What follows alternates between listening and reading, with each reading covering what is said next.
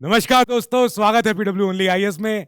एक न्यूज आई है आज सुप्रीम कोर्ट से, जहां पे एसबीआई के ऊपर आज सवाल उठे कि एसबीआई देश का इतना बड़ा बैंक है, यहाँ इनके पास सब कुछ केवाईसी है, सारी बातें बताती हैं कि जो इलेक्टोरल बॉन्ड्स के अराउंड जो एसबीआई ने जितने सारे बॉन्ड्स रिलीज किए थे डोनेशन के लिए, पार्टीज के लिए, आपके पास इंफॉर्मेशन है, तो आप क्यों एक्सटेंशन प्ली मांग रहे हैं और क्यों आप ये चाहते हो कि जो डेडलाइन दी हुई थी सुप्रीम कोर्ट ने, उस डेडलाइन तक आप अपने इलेक्टोरल बॉन्ड्स की डिटेल नहीं बता पा रहे हो। आज क्या होता है कि सुप्रीम कोर्ट में एक केस जाता है। पहली बात तो कंटेम्प्ट की प्रोसीडिंग, दूसरा खुद एसबीआई ने ये बोला था कि हमें और समय चाहिए सर, हम 15 मार्च तक जो डेडलाइन है हम नहीं कर सकते हैं, 12 मार्च तक, ये बहुत ज्यादा है डेटा हमारे पास। एसबीआई को आज बोला गया है सुप्रीम कोर्ट ने कि बहुत हुआ, आपको ये बताना है कि बिजनेस आवर्स यानी कल तक 12 मार्च के बिजनेस आवर, ऑफिस आवर से पहले पहले एंड होने तक आपको इलेक्शन कमीशन ऑफ इंडिया को सारी डिटेल देनी है कि किस किस को आपने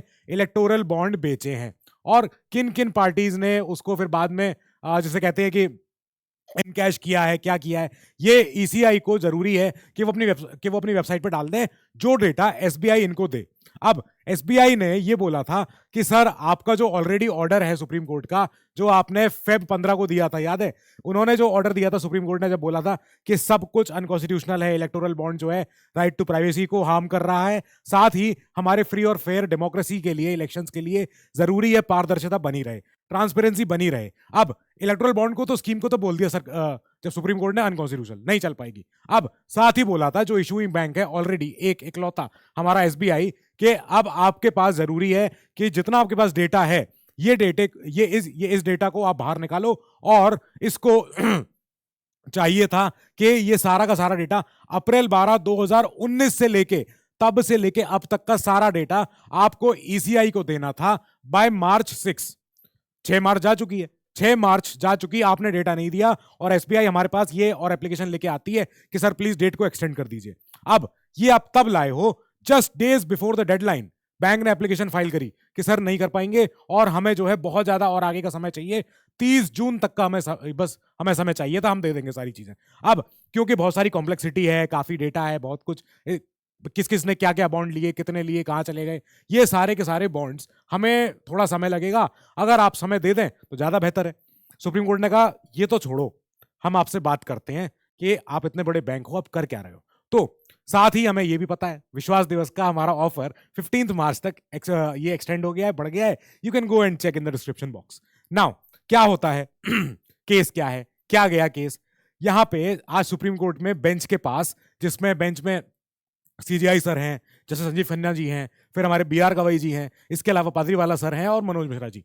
तो ये आज सुन रहे थे, एक स्पेशल पिटीशन आई थी, एक स्पेशल डिस्कशन करना था कि जो एडीआर ने, एडीआर जो हम जानते हैं association of democratic reforms, ADR, common cause और सीपीआई पार्टी, तीनों ने ये बोला था कि सुप्रीम कोर्ट, योर ऑनर, ये आप ही के ऑर्डर का उल्लंघन है, ये कंटेम्प्ट ऑफ कोर्ट प्रोसीडिंग चलाइए आप एसबीआई के खिलाफ, एसबीआई के ऊपर चलाइए, क्योंकि इन्होंने आपके ऑर्डर को माना नहीं, अभी तक इन्होंने डिस्क्लोज नहीं किया है, non disclosure of vital information. ये कह रहे हैं कि 30 जून की इन्हें डेट चाहिए, नहीं तब तक हमारे इलेक्शन हो जाएंगे, हमें इलेक्शन से पहले ही हमें सारा डिटेल चाहिए रिलेटेड टू इलेक्टोरल बॉन्ड्स। ये जब है तब जब सुप्रीम कोर्ट ने बोल दिया था, डायरेक्शन दे दिया था कि 6 मार्च है आपके पास डेट, सारी डिटेल जाएंगी इलेक्शन कमीशन ऑफ इंडिया को और ईसीआई अपनी वेबसाइट पे सब कुछ डालेगा, कौन सी पार्टी ने कितना भाई इलेक्टोरल बॉन्ड में पैसा बनाया, जो भी किया। अब ये पिटीशन इस बेंच के पास गई, बेंच ने कहा लाओ बताओ क्या है। अब जो कंटेम्प्ट प्रोसीडिंग यहां चली है, क्योंकि इनको तो अब जो सीपीआई पार्टी हो, एडीआर हो, कॉमन कॉज संस्था हो, इन्होंने कहा सर आप ये समझिए, इन्होंने, एसबीआई ने डेलिबरेटली, जानबूझ के एक एक्सटेंशन मांगा है at the last minute, at the last moment, ताकि ये हो सके to ensure that details of donor and the amount of donation are not disclosed to the public, कि आप देखो जनता को नहीं पता चले before the upcoming Lok Sabha elections. ऐसा क्या है कि इन्होंने आखिरी बिल्कुल समय पे आके इन्होंने कहा सर हमारे पास नहीं हो पाएगा, बहुत समय बहुत और लगेगा। यही बात कहने के लिए एनजीओ एडीआर हमारे पास गई, सुप्रीम कोर्ट के पास गई और कॉमन कॉज भी गई। कॉमन कॉज भी एक संस्था है, बहुत अच्छा काम करती है और इनकी काफी सारी रिपोर्ट्स आती हैं जो पब्लिक डोमेन में है, हम तो यूज करते हैं, उनका पढ़ते हैं, हमें तो पढ़ना है। तो संस्थाओं ने, दोनों ने बोला, सीपीआई पार्टी ने भी बोला कि आपके ऑर्डर का, सुप्रीम कोर्ट के ऑर्डर का उल्लंघन हो रहा है, कंटेम्प्ट प्रोसीडिंग, ये बिल्कुल ग्राउंड्स हैं, सब कुछ है, ये तब हुआ है जब सुप्रीम कोर्ट ने पिछले महीने बोला था कि इलेक्टोरल बॉन्ड स्कीम अनकॉन्स्टिट्यूशनल, पूरी पूरी तौर से नहीं चल सकती, कुछ नहीं हो सकता। और कोर्ट ने कहा आर्टिकल 19(1)(a) का उल्लंघन है, आरटीआई, हमारा राइट टू इंफॉर्मेशन है हमारे पास, ये आरटीआई का उल्लंघन है। सीजीआई सर ने बोला था कि हमारी पूरी बेंच एक लीड जजमेंट दे रही है, एंड जस्टिस खन्ना जी ने एक सेपरेट ओपिनियन दी थी, लेकिन कॉन्करिंग ओपिनियन दी थी। सबने सेम ही ओपिनियन दी, सबने सेम ही तरीके से यूनानिमसली बोला था कि नहीं चल पाएगा, ये इलेक्टोरल बॉन्ड स्कीम ठीक नहीं है। अब क्या होता है, बेंच ने साथ में बोला था एसबीआई को कि आपके पास सारी डिटेल है, आप ही ने सारे इलेक्टोरल बॉन्ड दिए हुए हैं, सारे के सारी डिटेल जाएं ऊपर, जाएं इलेक्शन कमीशन के पास चली जाएं, और अप्रैल 12 2019 से लेके जिस पार्टी ने जितना जितना पैसा बनाया है, लिया है, जो भी हुआ है, लेके आओ बाहर। अब सुप्रीम कोर्ट के पास जो आज पिटीशन आई थी कंटेम्प्ट ऑफ कोर्ट एक्ट के लिए, कंटेम्प्ट प्रोसीडिंग के लिए, सुप्रीम कोर्ट ने कहा नहीं नहीं नहीं, ये तो अभी नहीं, थोड़ा हम नोटिस दे रहे हैं, हम एसबीआई को नोटिस दे रहे हैं, हम ये बोल रहे हैं कि जो एसबीआई के सीएमडी, चीफ मैनेजिंग डायरेक्टर, इनके हाथ से हमें चाहिए एफिडेविट ऑन द कंप्लायंस कि एसबीआई कंप्लाई कर रहा है। अब एसबीआई के सबसे बड़े ऑफिसर, एसबीआई के मुखिया, एसबीआई के जो सीएमडी हैं, इनके हाथ का इन्हें लेटर चाहिए, एफिडेविट चाहिए, जिसपे ये शपथ पत्र, जिसपे ये शपथ लें कि हाँ, जो सुप्रीम कोर्ट के जो ऑर्डर्स हैं वो हम मान रहे हैं, हम कंप्लाई कर रहे हैं सुप्रीम कोर्ट के डायरेक्शन से। अगर अभी तो हम नहीं सुन रहे हैं, ठीक है, हम अभी कंटेम्प्ट वाली प्रोसीडिंग शुरू नहीं करेंगे, पर हम एसबीआई को नोटिस दे रहे हैं कि this court may be inclined to proceed against it for wilful disobedience, अगर आपने कंप्लाई नहीं किया with the directions by the timelines indicated in this order. इस ऑर्डर में टाइमलाइन क्या है कि मार्च 12 तक, यानी कि कल तक हमें बताना है कि कहां कहां पे एसबीआई ने कितना कितना डोनेशन दिया है। ये इलेक्टोरल बॉन्ड्स जो स्कीम थी पूरी ईबीएस स्कीम के तहत, आपने कहां कहां पे क्या क्या डोनेशन दिया है और पार्टियों ने कैश किया, उसको आप बताओ। मैं कौन कौन बायर्स थे इलेक्टोरल बॉन्ड के, लोगों ने कितने कितने डिनोमिनेशन के, 10,000 के, 1 लाख के, 100 रुपए के, जो भी जितने भी आपके भाई हुआ है ईबीएस स्कीम के अंदर। एसबीआई सबसे बड़ा देश का बैंक है and it is expected to handle this task.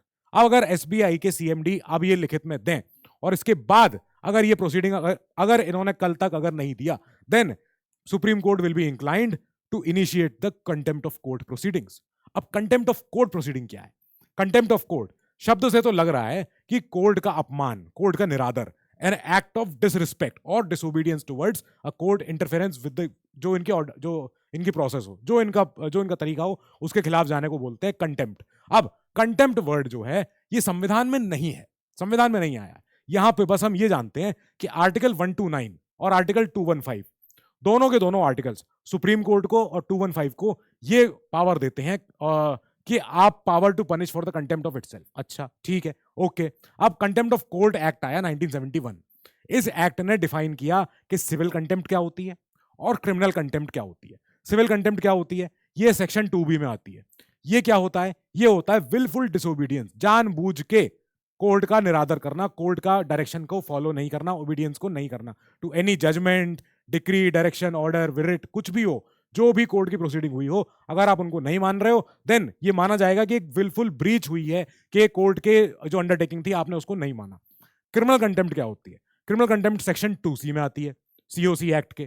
क्या कहती है ये कहती है कि एनी पब्लिकेशन, कुछ भी चीज का कुछ भी छापना, बताना, चाहे वर्ड्स, चाहे स्पोकन और रिटन, चाहे साइंस, कुछ भी इशारे करके, विजिबल, जो भी हो, ठीक है, किसी भी तरीके से, ऑफ एनी मैटर और the doing of any other act whatsoever. क्या होता है इसमें? Which can do what? Scandalise कर दे, कोर्ट की अथॉरिटी को स्कैंडलाइज कर दे, कोर्ट की अथॉरिटी को एकदम ऐसा कर दे कि हर कोई सोचने लगे ये कैसे हो रहा है सुप्रीम कोर्ट में, ये क्या हो रहा है, ये नहीं होना चाहिए। फिर या lowers or tends to lower the authority of any court, कि कोर्ट की अथॉरिटी, कोर्ट की जो ऑनर है, कोर्ट का जो सम्मान है, उसको अगर कोई कम कर दे।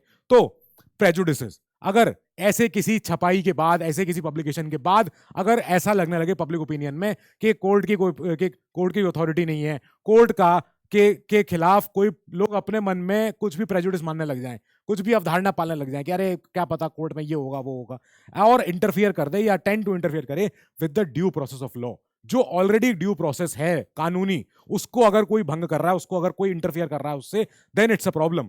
And it interferes or tends to interfere with or the obstruction, या ऑब्स्ट्रक्शन करे, कुछ भी करे, with the administration of justice. क्योंकि अगर हमें न्याय दिलवाना है, उस बीच में अगर कहीं भी कोई रुकावट आती है, then it's a criminal contempt. अब ये होता है कंटेम्प्ट ऑफ कोर्ट। आज कोर्ट में हुआ क्या, जब हरीश साल्वे जी ने बोला ये एसबीआई की तरफ से आए थे। इन्होंने कहा कि सर आप बात समझिए, हमारे पास कितना बड़ा डेटा है, हम आपको बताना चाहते हैं कि बैंक के पास चैलेंज क्या है। कि पहली बात तो रिकंसाइलिंग डोनर डिटेल्स, अच्छा ठीक है, डोनर की बहुत सारी डिटेल्स होती हैं, वो लेना। साथ में redemption details which were stored in separate information silos, अलग अलग जगह पर रिडेम्पशन की रखी हुई है, अलग अलग जगह पे ये रखी है डोनर डिटेल क्या क्या है, ये जरूरी है। We need a little more time to comply with your lordship's order.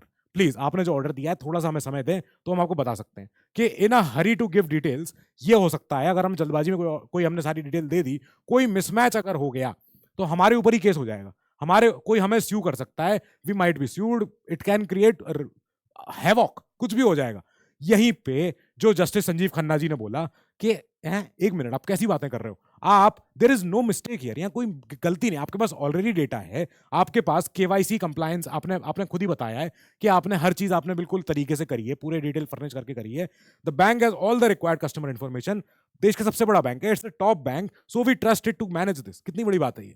फिर सीजीआई सर बोलते हैं कि देखो पहली बात तो कोर्ट का डायरेक्शन क्या था, डायरेक्शन था कि डिटेल्स बाहर लाओ, हमने आपसे ये नहीं कहा था कि आप कोई मैचिंग एक्सरसाइज करो कि मैच कर रहे हैं, डेटा मैच कर रहे हैं, नहीं, हमने कहा था कि आप बस सिंपली डिस्क्लोज कर दो क्या क्या इंफॉर्मेशन है, दैट्स इट, यही बोला था। हमने बोला था कि बैंक के पास सारी नेसेसरी डिटेल्स हैं, जो एविडेंस्ड है, जो कि दिख रहा है केवाईसी रिकॉर्ड्स में। सीजीआई सर ने फिर पूछा आपकी एप्लीकेशन आई है, आपने कहा कि आपको एक्सटेंड करना है, समय एक्सटेंड करना है, आप ये बताओ कि आपने इन 26 दिनों में जो जो आप ये मैच मेकिंग की बात कर रहे हो कि आपको डोनर डिटेल्स को और रिडेम्पशन डिटेल्स को आपको मैच करना है अलग अलग इंफॉर्मेशन साइलों में, चलो आपने क्या किया, आपने पिछले लास्ट 26 दिन में क्या क्या आपने और अभी तक काम किया है, लो वही बता दो। तो यहाँ पे आपकी एप्लीकेशन साइलेंट है, आपकी एप्लीकेशन में इस बात का नो नो डिस्कशन है, कोई बात ही नहीं है। तो हम कैसे माने कि आप अभी यहाँ हमसे कह रहे हो कि इन्फॉर्मेशन अलग अलग साइलों में है और आपको मैच कराने में दिक्कत लग रही। मैच कराने का तो पहली बात तो ऑर्डर था ही नहीं, ऑर्डर तो कुछ और था। फिर इसके बाद साल्वे जी ने बोला कि सर एक और कंटेंशन है कि जो केवाईसी डिटेल्स हैं, अमाउंट ऑफ बॉन्ड है, ये सब बहुत अलग अलग चीजें हैं कि ठीक है, अब सुप्रीम कोर्ट कहती हैं कि डिस्क्लोजर चाहिए हमें, अच्छा, on the donations received by political parties.